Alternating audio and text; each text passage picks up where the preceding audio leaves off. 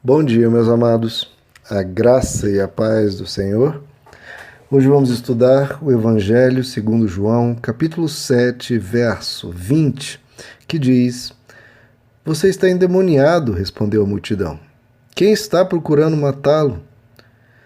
Bom, queridos, aqui diante do embate de Jesus com alguns judeus no templo, Jesus ele fala aquele grupo de pessoas e diz: olha, vocês não seguem a própria fé que vocês professam porque estão querendo inclusive me matar.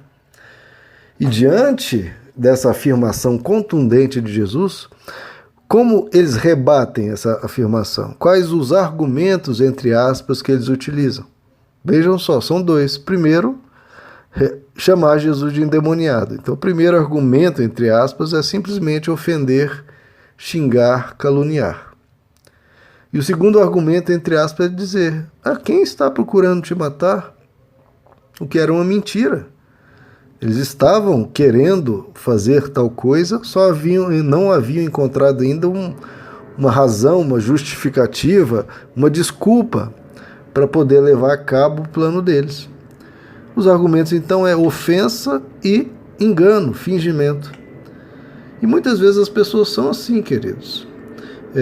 Estão se baseando nas suas decisões políticas ou nas discussões que se levantam na sociedade, nas discussões que se levantam nos diversos temas da vida. As pessoas não se embasam, não buscam os fundamentos, não buscam compreender o que está acontecendo, não buscam ouvir os dois lados. Geralmente a pessoa toma um lado da história e aí fica ofendendo o outro lado e às vezes se usando desse tipo de argumento falso, argumento vazio. Não, queridos, não tome lados, porque quando você toma um lado, você fica apegado emocionalmente àquilo e fica defendendo aquilo mesmo quando aquilo está errado. Não, busque a verdade, sempre.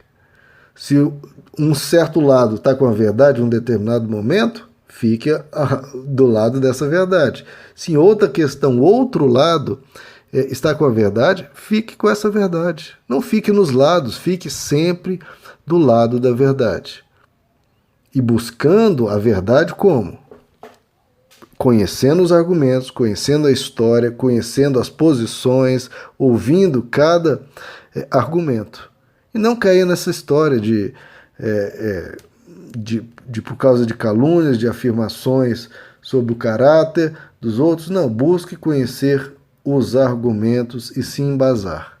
Porque senão, se for só pela calúnia, queridos, você cairia nessa mesma história que todo mundo chama Jesus de endemoniado e você deixaria de conhecer alguém tão maravilhoso como ele.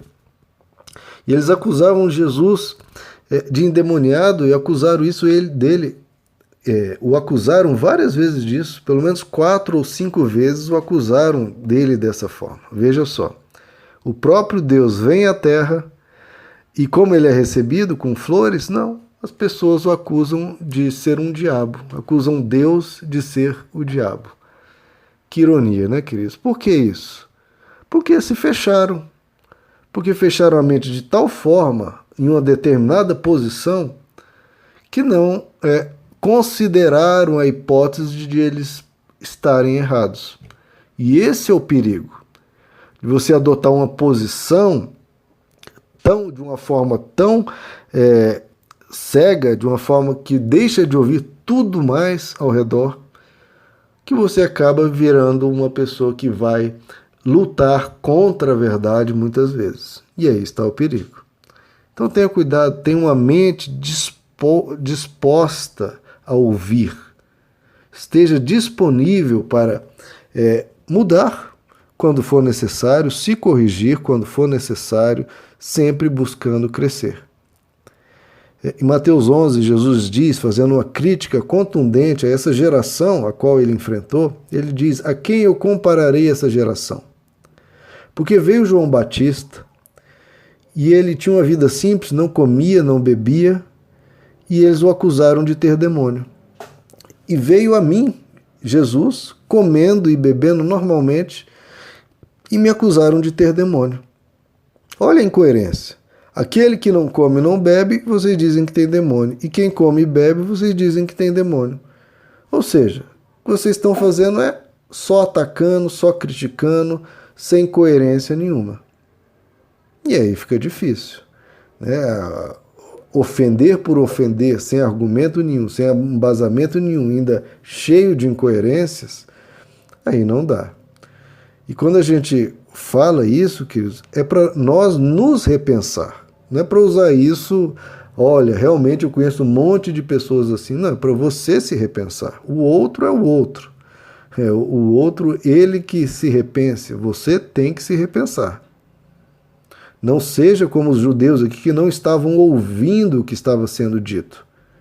Por isso que Jesus falava tantas vezes, quem tem ouvidos para ouvir, ouça, pelo amor de Deus. Ouça o que está sendo dito. Não adote uma posição e um lado e fique ali se defendendo, não se entrincheire e lutando contra quem vier. Não. Ouça os argumentos. Não tome lados, esteja sempre do lado da verdade. Quando um lado estiver com a verdade, fique com a verdade. Quando o outro lado estiver com a verdade, fique com a verdade. Se um terceiro, quarto lado, não interessa, eu estou do lado da verdade. Não vou tomar posições, não vou seguir coisas de tal forma que me segue para tudo mais. Não. Admita a possibilidade de você estar errado. Tenha humildade. A humildade é isso, você reconhecer os seus erros. Reconhecer diante do fato de que você está errado, você, diante desse fato, você reconhece que está errado. É simplesmente não fugir do óbvio, é simplesmente não fugir da verdade. Se você está errado, confesse, estou errado, e mude de posição, e cresça, e melhore, e se corrija. Um sábio cristão certa vez disse, existem 3 pré-requisitos para uma pessoa ser um bom cristão. O primeiro pré-requisito é a humildade. O segundo pré-requisito é a humildade e o terceiro pré-requisito é a humildade. Ou seja, a humildade é tão importante que você tem que tê-la 3 vezes. Então seja uma pessoa humilde. O apóstolo Paulo nos diz, quem acha que sabe, não sabe como deveria.